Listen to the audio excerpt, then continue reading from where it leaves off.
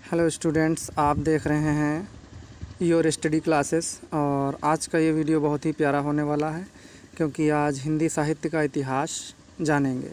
और यह video first year, inter और साथ ही सभी बड़े एग्ज़ाम्स की तैयारी कर रहे विद्यार्थियों के लिए बहुत ही बेहतरीन होने वाला है।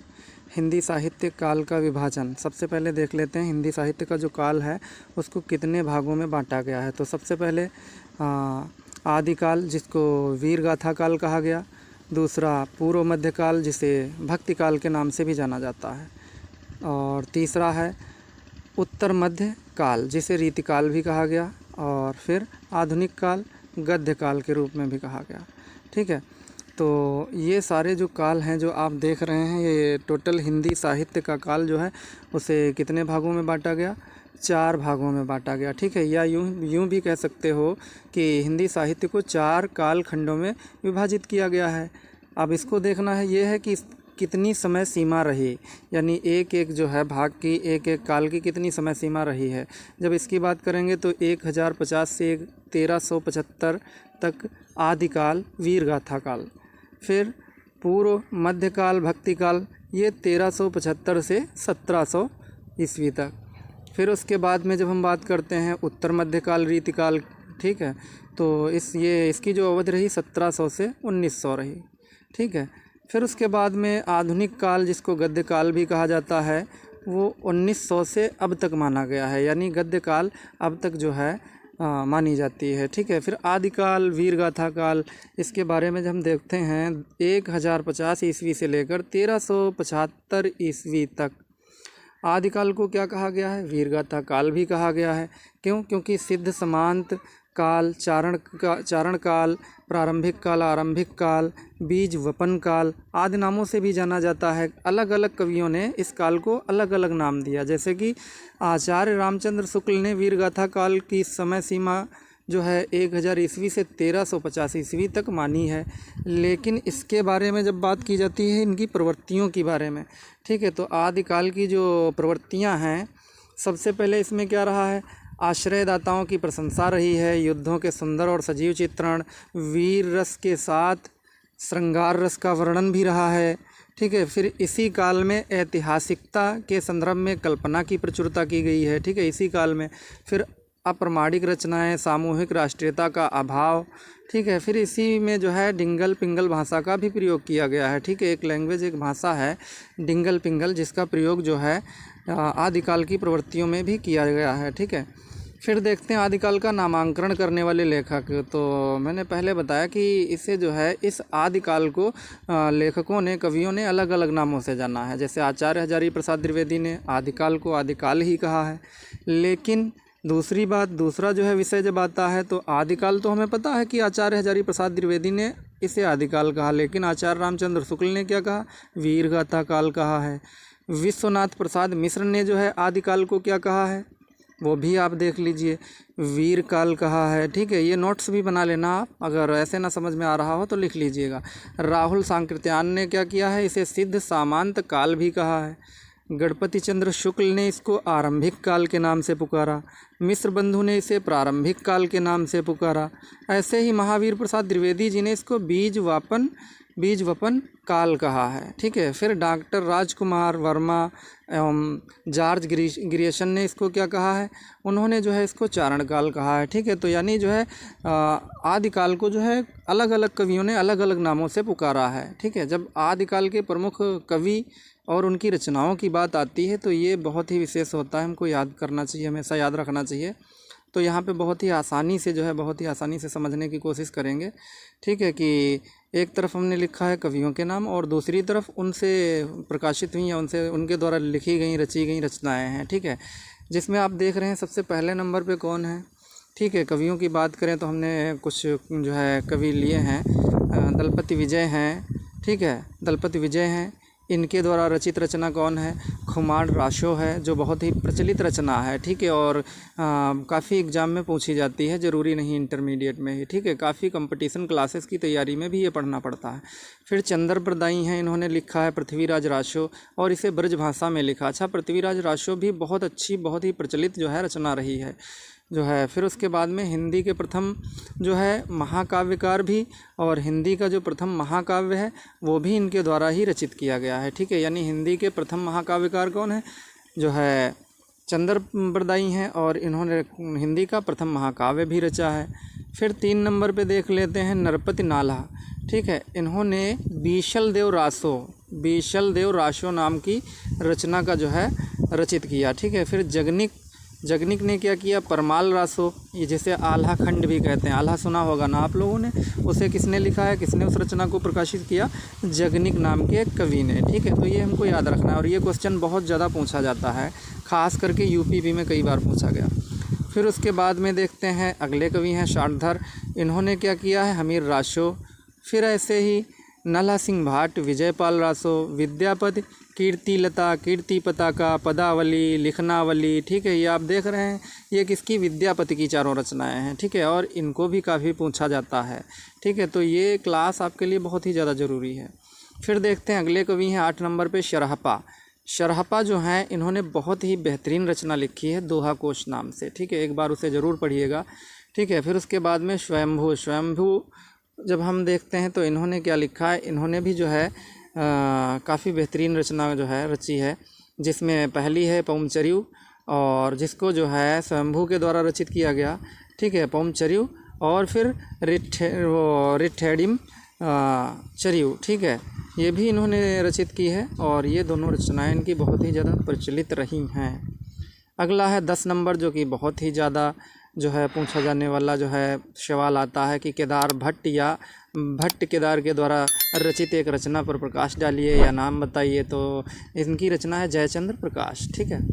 फिर अब्दुल रहमान की जब हम बात करते हैं तो इन्होंने जो है संदेश राशक रचना का जो है उल्लेख किया है। फिर विजय सेन सूरी की जब बात करेंगे तो इन्होंने रेवंतगिर रास नामक एक रचना रची है। फिर उसके बाद में अगले हैं 13 नंबर पे जिनधर्म सूरी ने क्या किया है, इन्होंने जो है स्थूल भद्र रास नामक रचना का जो है मतलब जो है उद्गम किया। फिर अब्दुल रहमान ने संदेश रासक रचना जो है रची है, ठीक है। तो ये तो हो गए जो है आदिकाल के कवि और उनकी रचना, ठीक है, ये हमें याद रखना है। फिर पूर्व मध्यकाल यानी भक्तिकाल जब जो है शुरू हुआ उसको देख लेते हैं। 1375 से 1700 तक जो है भक्तिकाल यानी पूर्व मध्यकाल तक रहा। भक्ति शब्द की उत्पत्ति कहाँ से हुई है, भज धातु से हुई है, यानी कि जो है श्वेताश्वेतर उपनिषद में मिलता है इसका जो है पहला उल्लेख, ठीक है। भक्ति सूत्र के आदि प्रणेता नारद मुनि माने जाते हैं। इसी तरीके से जब हम देखते हैं दक्षिण भारत की बात करते हैं तो अलवार भक्तों की परंपरा से या इन अलवार भक्तों की संख्या 12 मानी जाती है, ठीक है। तो इस रूप में आगे जो है हम इस बारे में बहुत कुछ जानेंगे अभी कि जो है भक्ति काल की समय सीमा तो रही है 1375 से 1700 ईस्वी तक, लेकिन उसके अंतराल में क्या क्या जो है रचनाएँ आई हैं, क्या जो है आगे हिंदी साहित्य में योगदान रहा है, किन कवियों का योगदान रहा, ये भी हम आगे अभी सीखेंगे, ठीक है। तो हमको ये याद रखना होगा कि जो है भक्ति शब्द की उत्पत्ति भज धातु से हुई है, क्योंकि ये बहुत ही ज़्यादा पूछा जाने वाला क्वेश्चन है कि भक्ति शब्द की उत्पत्ति कहाँ से हुई है, ठीक है। फिर पूछा जाता है वो मिलता कहाँ से है शब्द, वो मिलता है श्वेताश्वेतर उपनिषद से मिलता है, ये भी हमको याद रखना है, ठीक है। तो ये 2 क्वेश्चन जो है बहुत ज़्यादा पूछे जाते हैं, हमको याद रखना होगा, ठीक है। फिर जो है आदि प्रेरणता नारद मुनि माने जाते हैं, यानी कि पूछा जाए भक्ति शब्द के आदि प्रेरणता नारद मुनि माने जाते हैं तो ये आंसर है। क्वेश्चन ये हो सकता है कि आदि प्रेरणता कौन माने जाते हैं, ठीक है। तो ये आपको जो है याद रखना है अच्छे से, ठीक है। फिर हिंदी साहित्य के भक्ति आंदोलन का प्रारंभ कहाँ से हुआ, ये क्वेश्चन आ जाता है तो दक्षिण भारत के अलवार भक्तों की परंपरा से हुआ, ये आपको जो है हमेशा याद रखना है। ये भी बहुत ही ज़्यादा बड़े एग्ज़ाम में पूछे जाने वाले क्वेश्चन है। फिर इन भक्तों की संख्या कितनी है, कभी कभी पूछा जाता है अलवार भक्तों की संख्या कितनी है, तो आंसर क्या होगा 12, ठीक है, ये आपको याद रखना है, ठीक है। 12 अलवार भक्तों में प्रथम यानी जो है पहले कौन भक्त थे, नम्मलवार या जो है प्रथम भक्त आपको याद रखना है। ये भी पूछा जाता है प्रथम भक्त कौन थे अलवार में, ठीक है। तो याद रखना है नम्मलवार या सठकोप, इनको क्या कहा गया, पहले जो है ये भक्त माने गए। 12 अलवार भक्तों में सबसे पहले भक्त हैं नम्मलवार या सठकोप, ठीक है। ये भी क्वेश्चन पूछा जाता है बहुत ज़्यादा, ठीक है, तो याद रखना है। फिर जो है भक्तों में क्या किया गया है, अंडाल का नाम क्या है, प्रमुख है। ठीक है, अंडाल जो है महिला एक है भक्तों में। ठीक है, पहली महिला भक्तों में अंडाल का नाम लिया गया है और उन्हें दक्षिण भारत की मीरा भी कहा जाता है। क्वेश्चन कभी कभी आता है कि दक्षिण भारत की मीरा किसे कहा जाता है, तो आंसर में क्या लिखेंगे, अंडाल। ठीक है, ये ध्यान रखना है। फिर 12 अलवार भक्त संतों के नाम अगर जो है पूछे जाएं तो आप नाम भी जो है ये जो है याद कर सकते हैं। सठ को भूत योगी, महद योगी या भ्रांत योगी, भक्तिसार, सराय योगी, मधुर कवि। ठीक है, ये जो है सब याद रख सकते हैं। लेकिन सबसे ज़्यादा पूछे जाने वाला कौन है, गोदा भक्तिन।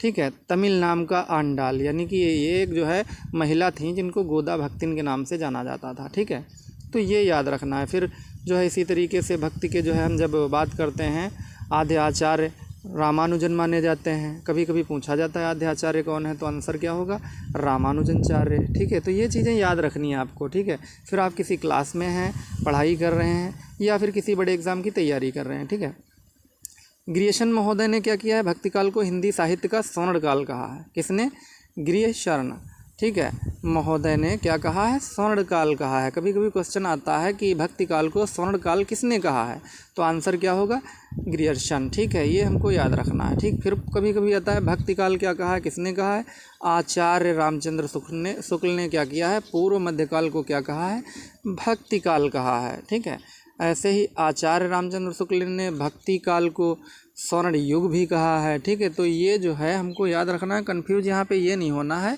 कि भक्तिकाल कहा है और स्वर्ण युग भी कहा है, उन्होंने दोनों जो है नाम लिए हैं। ठीक है, जिसमें सगुण धारा, निर्गुण धारा आदि कवि भी आए हुए हैं दोनों धाराओं के। फिर बात करते हैं भक्तिकाल। भक्तिकाल को कितने भागों में जो है विभक्त कर दिया गया, 2 भागों में। पहला कौन है, निर्गुण काव्य धारा, दूसरा सगुण काव्य धारा। अच्छा, जो निर्गुण काव्य धारा था उसमें ज्ञानाश्रयी शाखा यानी संत काव्य लोग जो है हुए, और प्रेमाश्रयी शाखा हुई, उसमें सूफी काव्य लोग जो है सभी हुए।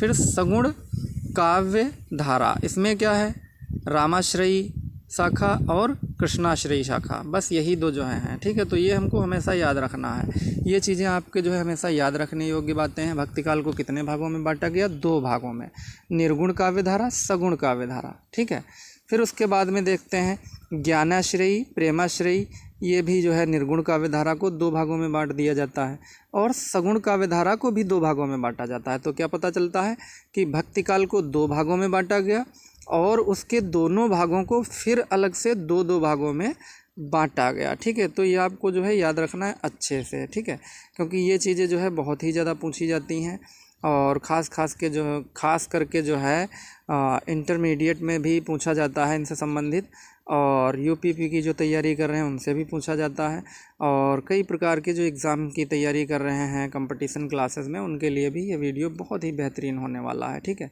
तो ये याद रखना है कि भक्तिकाल को 2 भागों में विभक्त किया गया है। ठीक है, और ये जो है काफ़ी क्वेश्चन पूछा जाता है कि भक्तिकाल को कितने भागों में विभक्त किया गया है। ठीक है, और इसी के साथ आज का ये वीडियो समाप्त हुआ।